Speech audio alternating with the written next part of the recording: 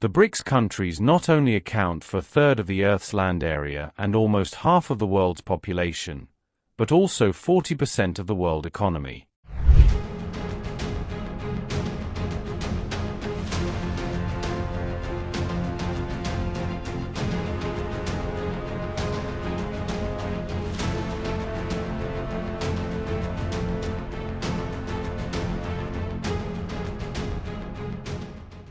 The combined GDP in purchasing power parity has already reached $77 trillion.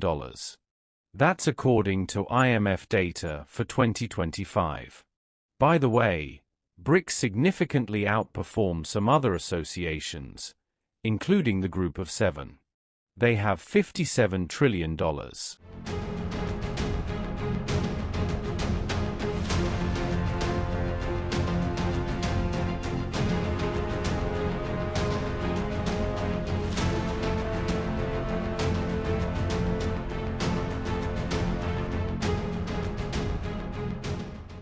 Dear friends, first of all, I would like to join in thanking Brazilian President Lula da Silva and the Brazilian presidency for their active work in promoting the BRICS strategic partnership.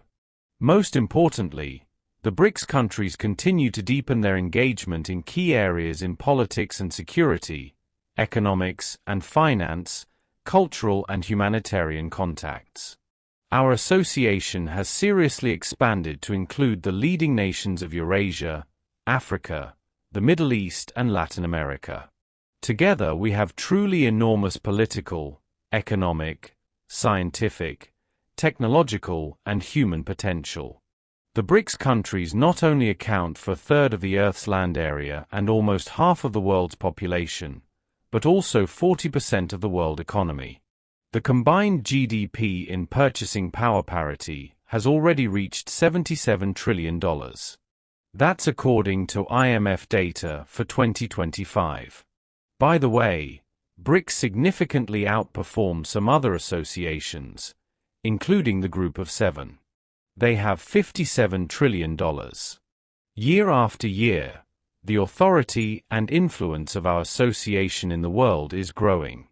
BRICS has rightly established itself among the key centers of global governance. The solid voice of our states in support of the fundamental interests of the world's majority is more and more clearly heard in the international arena. BRICS has many like-minded countries in the global south and east. They are impressed by the culture of open partnership and cooperation, mutual respect, and consideration of each other's views. On this basis, at the summit in Kazan in Russia last October, a decision was taken to establish a category of partner states of our association in order to build concrete practical cooperation with all interested countries. And there are already 10 such countries today. I emphasize that the BRICS countries represent different development models, religions, distinctive civilizations, and cultures. At the same time, they all stand for equality and good neighborliness, for the priority of traditional values, high ideals of friendship and harmony, and seek to make a significant contribution to ensuring global stability and security, prosperity and well-being for all. Undoubtedly, it is precisely such constructive approaches and such a unified agenda that are in demand in the current challenging geopolitical climate. We can all see that fundamental changes are taking place in the world. The unipolar system of international relations that served the interests of the so-called Golden Billion is becoming a thing of the past. It's being replaced by a more equitable, multipolar world. The process of changing the global economic order continues to gain momentum. Everything indicates that the model of liberal globalization is wearing out. The center of business activity is shifting towards emerging markets, which is triggering a powerful wave of growth, including in the BRICS countries.